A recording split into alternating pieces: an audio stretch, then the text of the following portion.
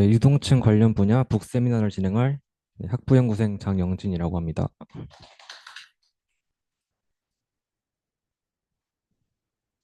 저는 챕터 3의 리퀴드 플루이디제이션에 대해서 기본적인 개념과 운용 방법들에 대해서 알려드리도록 하겠습니다.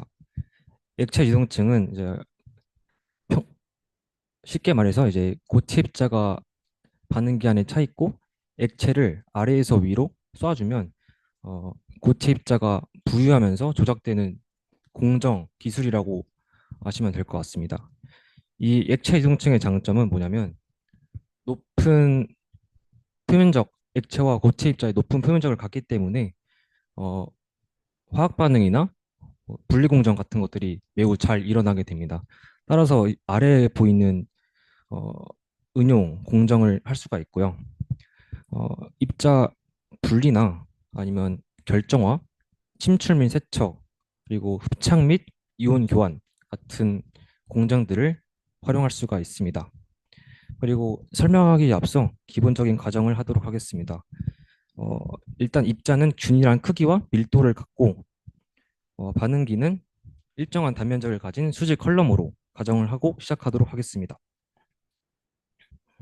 이 액체 이동층의 원리에 대해서 설명을 하겠습니다. 액체 이동층이 정상 상태에 있을 때 고체 입자는 액체 상에서 떠 있게 됩니다. 이는 액체 항력과 부력은 고체 입자에 적용되는 중력과 같다라고 말할 수가 있는데요. 이 힘에 대한 평균 방정식을 어, 압력 강화 식으로 저희가 바꿀 수가 있습니다. 그 아래에 보이는 식이 압력 강화 식이고요. 이 이동층은 액체 이동층에서 바운더리를 정할 수가 있습니다. 이제 바텀 바운더리는 UMF 최소 유동화 속도죠. 최소 유동화 속도로 정의를 낼 수 있고 액체 유속이 최소 유동화 속도보다 낮게 되면 어, 입자는 뜨지 않고 고정돼 있습니다. 따라서 픽스드 베드라고 말하고 이는 챕터 2에서 레이놀즈스와 아르키메데스의 상관식으로 저희가 예측할 수가 있습니다. 그러면 상한 경계는 VT 입자의 종말 속도로 정할 수가 있습니다. 액체 유속이 단일의 입자 속도 이건 오타인데요. VT를 넘어서게 되면 입자가 유체에 의해서 밖으로 딸려 나가는 엔트리먼트라는 현상이 발생하게 됩니다. 이렇게 되면 유동층이 사라져 아예 이동이 안 되는 그런 현상이 발생한대요. 따라서 성공적인 유동화를 위해서는 액체 유속은 최소 유동화 속도보다 높고 그 다음에 VT 종말 속도보다 낮은 그런 유속을 적용해야 됩니다. 이 종말 속도를 계산하는 방식인데요. 발리발리 학력 계수식을 통해서 저희가 구할 수가 있습니다. 이 CD는 학력 계수를 말하고 레닐스의 함수식을 이용해서 저희가 구할 수가 있습니다. 어, 오른쪽에 보이는 아르키메데스 수를 이용해서 저희가 여기 입자의 물성치를 대입해서 아르키메데스 수를 구하고 이 아르키메데스 수를 다시 3.3식에 보이는 이 3.3식에 대입해서 저희가 종말 속도일 때 레놀즈 수를 구할 수가 있습니다. 이를 다시 3.2식에 대입함으로써 우리가 학력 계수 CD를 구할 수가 있습니다. 그렇게 되면 바로 최대 유속일 때 VT를 바로 예측할 수가 있습니다. 피규어 3.1을 보시게 되면 이 아르키메데스가 X축은 아르키메데스, Y축은 레이놀스로 어, 나와 있는데요. 아르키메데스가 낮을 때는 종말 속도일 종말 속도일 때 레이놀스와 최소 유동할 속도일 때의 레이놀스의 차이가 약 100배 정도 차이가 나게 됩니다. 이는 운전 가능한 유속 범위가 매우 넓다는 것을 알 수가 있고요. 높은 아르키메데스를 가질 때에는 이 차이가 약 10배 정도로 작게 나타나기 때문에 운전 가능한 유속 범위가 좁다는 것을 파악할 수가 있습니다. 여기서 아르키메데스가 낮다는 뜻은 입자의 직경이나 밀도가 작다라고 아시면 될 것 같고요. 높다는 뜻은 당연히 입자의 크기가 크고 그다음에 무게가 무겁다라고 아시면 될 것 같습니다.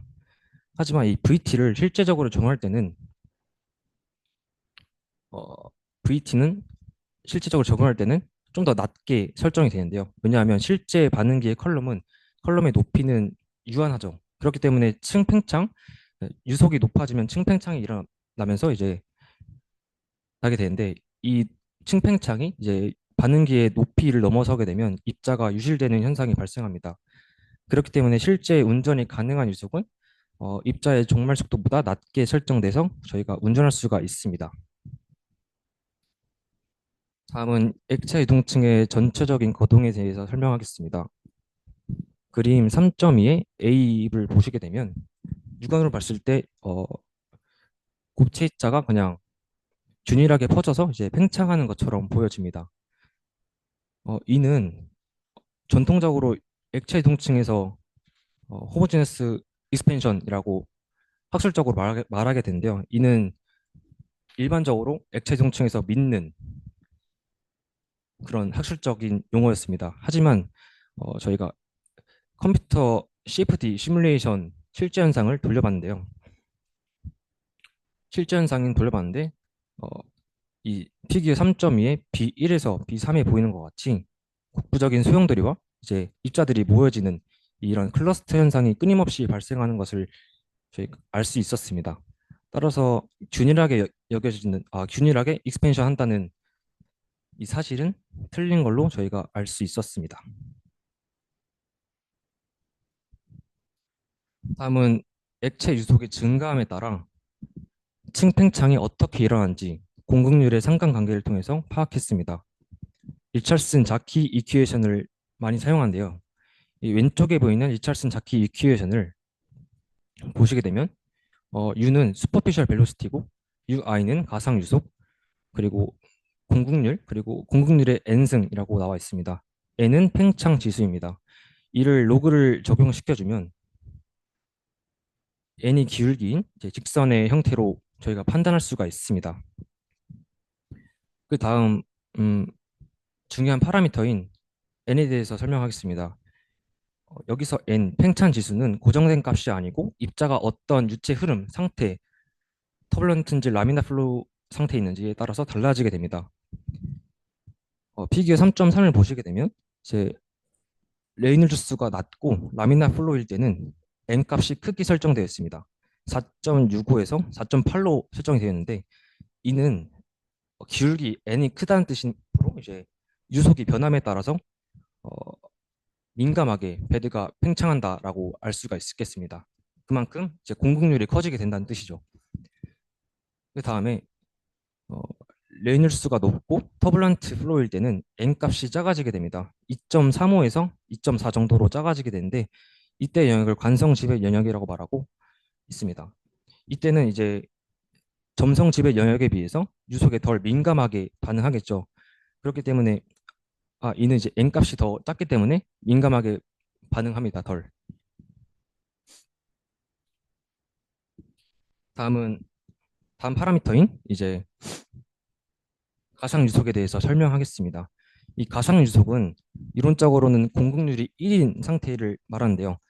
공극률이 1이라는 것은 입자가 베드 안에 존재하지 않고 액체만 존재한다는 뜻입니다. 그렇기 때문에 어, UI는 VT, 종말 속도와 같게 되죠.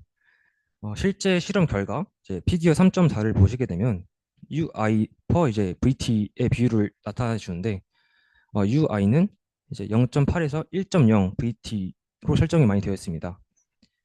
이 이유는 이제 컬럼 내부에서 일어나는 월 이펙트의 월 이펙트 효과로 인해서 이론값보다 약간 더 작게 측정이 되어 있습니다. 여기서 월 이펙트는 반응기 내의 좁은 컬럼 내벽과 입자 사이의 마찰로 인해서 입자의 속도가 감소되는 현상을 말합니다. 그렇기 때문에 저희가 공학적으로 반응기 설계할 때는 편의상 그냥 UI는 VT다라고 가정하고 바로 적용할 수가 있습니다. 다음은 어, 리처슨 자키식에서 중요한 파라미터인 n을 이제 실험적인 방법 말고도 구할 수 있는 방법인데요. 다음 아래에 보이는 두 개의 상관식을 통해서 구할 수가 있습니다. 처음에 보이는 로즈 이퀴에이션은 음, 레이놀즈 수를 이용해서 n 값을 유추할 수가 있습니다. 이 로즈 이퀴에이션은 유속의 상태, 라미나 플로우인지 터블런트 플로우인지에 따라서 n값을 유추할 수가 있습니다. 다음 아래에 보이는 키넨 리처슨 이퀘이션은 아르키메데스 수를 이용하는데요. 어, 이 아르키메데스 수를 이용하는 장점은 뭐냐면 액체의 유속을 구할 필요가 없고 그냥 초기 상태 실험을 하기 전에 입자의 물성만을 가지고도 이제 레니우스 입자의 물성만을 가지고 이제 아르키메데스 수를 구하고 그 다음에 n 값을 유추할 수 있다는 장점이 있습니다. 다음은 이제 입자의 세그리데이션과 믹싱 현상에 대해서 설명하겠습니다. 세그리게이션은 두 입자가 존재할 때 두 입자의 물성 차이에서 층이 분리되는 현상입니다. 이는 이제 밀도차 그리고 크기 차이에 의해서 발생하게 됩니다. 이에 대한 메커니즘은 다음과 같은데 중력과 항력의 상호작용 차이로 인해서 발생합니다. 이 중력은 부피에 비례하고요. 항력은 표면적에 비례하게 됩니다. 또한 이 유속은 속도 차이로 인해서도 분리할 수가 있는데 속도가 낮은 유속일 때는 입자들이 활발하게 움직이지 않죠. 그렇기 때문에 세그리게이션이 훨씬 더 우세하게 진행돼서 층 분리가 일어나게 됩니다. 하지만 높은 유속일 때는 입자의 서큘레이션이 더 활발하게 진행돼서 어, 입자의 분리는 억제되고 믹싱 현상이 더 잘 일어나게 됩니다. 다음은 레이어 인벌전 현상에 대해서 설명하겠습니다. 층 전환, 층 역전 이 현상은 이제 이성분계 두 개의 파티클이 섞여 있는 이 상태에서 유속의 증가함에 따라 입자의 층 순서가 뒤바뀌어지는 현상인데요. 발생 조건은 크기가 크고 밀도가 작은 입자와 크기가 작고 밀도가 큰 입자의 혼합물로 구성이 되어 있습니다. 그 다음에 그림 A를 보시면 유속이 증가함, 유속이 낮을 때에는 크기가 크고 이제 가벼운 입자가 위, 그리고 작고 무거운 입자가 아래에 있는 것을 알 수가 있는데요. 왜냐하면 유속이 낮을 때에는 입자의 물성차에 의한 그 분리 효과가 훨씬 더 커지게 됩니다. 따라서 그 위에 보이는 입자와 입자의 덴시티, 사이즈 차이에 의해서 분리가 되는 거고요. 유속의 증가함에 따라서 점점 유속의 영향이 커지게 됩니다. 따라서 높은 유속일 때는 크고 가벼운 입자가 위로 뜨게 되고 무거운 입자는 아, 크고 가벼운 입자는 아래로 내려가고 작고 무거운 입자는 위로 뜨게 됩니다. 왜 이렇게 되냐면 작고 가벼운 입자는 이제 표면적이 훨씬 더 크기 때문에 항력이 더 많이 작용하게 됩니다. 하지만 항력이 많이 작용하게 되고 큰 입자는 크기가 크고 이제 밀도가 작은 입자는 부피가 더 크죠. 그렇기 때문에 중력 아래로 작용하는 힘이 훨씬 더 커지게 되면서 중력이 아래로 내려가는 힘이 더 세지게 됩니다. 그렇기 때문에 크기가 크고 가벼운 입자가 아래로 내려가게 되고 작고 무거운 입자는 위로 뜨게 됩니다. 그리고 이 중간 유속일 때 두 개의 입자가 균일하게 섞이는 현상을 볼 수가 있는데요. 이때 상태를 이제 임계점이라고 말하게 되고 이때의 공급률을 이제 임계 공급률 그리고 임계 유속이라고 말할 수가 있습니다. 다음은 이제 층 역전 현상이 발생하는 지점에 대해서 알아볼 텐데요. 층 역전이 일어나는 지점을 바로 저희가 두 입자가 호모제너스하게 섞여서 구분이 없어지는 지점, 이 빨간색 지점이라고 말했습니다. 이때의 이때 적용하는 힘은 부력과 압력 구배, 항력을 더한 값이 중력과 같다라고 말할 수가 있습니다. 이를 통해서 인벌전 보이드 에이지 이퀘이션을 도출할 수가 있는데요. 임기점일 때 역전 공급률은 1-s 포 이제 1-d 이렇게 나타낼 수가 있고 이 d와 s는 이제 무차함수로 저희가 입자의 물성비를 통해 구할 수가 있습니다. 이 사이즈 레이시오랑 이제 덴시티 레이시오를 통해 저희가 쉽게 입자의 측역전 공급률을 판단할 수가 있습니다. 다음은 역전 현상이 일어나는 레짐을 설명하도록 하겠습니다. 어, 층 역전 현상이 일어나려면 먼저 유동이 돼야 됩니다. 그렇기 때문에 유동이 일어나는 지점인 0.4보다 크고 1.0보다 작은 이 사이 범위에서만 이제 유동화가 발생합니다. 피규어 3.7의 A를 보시게 되면 S축은 에버리지 사이즈 레이시오, Y축은 에버리지 덴시티 레이시오로 나타냈습니다. 이 평균 물성을 기준으로 잡았는데요. 이렇게 잡힌 층 역전 지점은 이렇게 직선적으로 나타나게 됩니다. 하지만 피규어 3.7을 보시게 되면 여기는 개별 입자, 물성 기준으로 이제 두 가지 입자에 대한 물성을 기준으로 만들었는데요. 그래서 X1 이 두 입자가 섞이는 비율에 따라서 커브드한 이 층역전 영역이 나타나게 됩니다.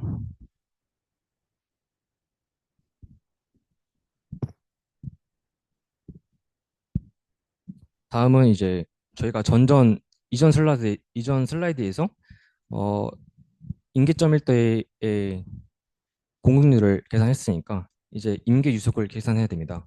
이 임계 유속을 계산하기 위해서는 이제 기블라로 컴플리트 세그리게이션 모델을 사용하게 됩니다. 그 모델은 다음 아래에 있는 식과 같고요. 이 식을 구하기 위해서는 이 식에서 유속을 구하기 위해서는 알파 값을 구해야 됩니다. 알파 값은 이제 알파 값을 구하기 위해서는 이전에 구했던 공급률을 대입해서 알파 값을 구하고 이 알파 값을 다시 이 식에 대입해서 저희가 유속을 찾을 수가 있습니다. 이 기블랄로 이 모델은 비스코시티에 매우 민감하기 때문에 민감합니다. 그렇기 때문에 이제 온도에 따라 비스코시티가 변하죠. 그렇기 때문에 우리가 정확한 예측을 하기 위해서는 온도를 정확하게 유지해 줘야 됩니다. 다음은 열, 힛 앤 매스 트랜스퍼에 대해 설명하겠습니다. 어, 액체 유동층은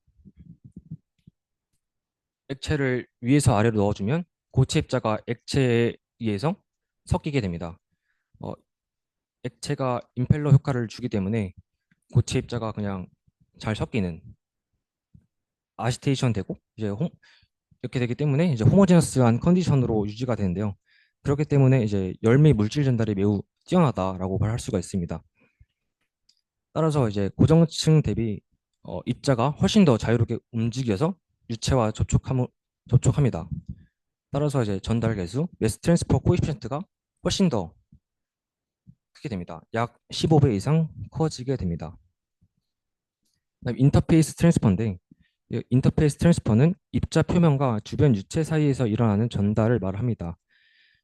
유속이 증가하면 층이 팽창하죠. 층이 팽창하면 단위 부피당 입자 수가 감소하게 됩니다. 따라서 전체 효율이 감소되는 경향이 있습니다. 물질 전달은 열 전달 속도보다 매우 느린데요. 어, 따라서 저희가 공학적으로 설계할 때는 물질 전달 속도를 기준으로 상관식을 만들어서 예측할 수가 있습니다. 따라서 그 아래에 보이는 슈워드 넘버 이큐에이션 이 상관식을 통해서 저희가 물질 전달식을 예측할 수가 있습니다.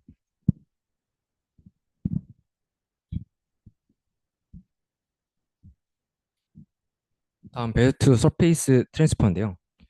어, 이는 유동층 내부 컬럼 벽과 유체 사이에서의 열 전달을 설명하는 법칙입니다. 어, 오른쪽에 보이는 피규어를 보시면 유속이 증가하고 층이 팽창하면 열 전달 개수, 아, 입자가 많이 움직이겠죠. 그렇기 때문에 열 전달 개수가 높아지게 됩니다. 하지만 베드가 너무 팽창하게 되면 입자 수의 접촉 빈도가 감소하겠죠. 그렇기 때문에 열 전달이 감소하게 됩니다. 따라서 이제 최대 열 전달 효율을 보이는 공급률은 0.62에서 0.82로 이때에서 가장 열 전달 효율이 좋다라고 알려져 있습니다. 어, 열 전달 유동층 내에서 열 전달 효율을 설명하기 위해서 어, 너셀 수를 이용한 상관식을 이용합니다. 이 너셀수의 식을 보시게 되면 이 레이놀즈 수와 프렌들 수가 섞여져 있고 입자의 공급률에 대한 이 영향이 있는 것을 알 수가 있습니다. 그 다음에 입자의 열적 성질, 입자의 직경과 밀도가 클수록 열 전달 개수가 증가하는 것으로 알려져 있고, 하지만 이보다는 어, 유체의 흐름에 의한 열 전달 영향이 훨씬 더 큰 것으로 알려져 있습니다. 네, 이상입니다.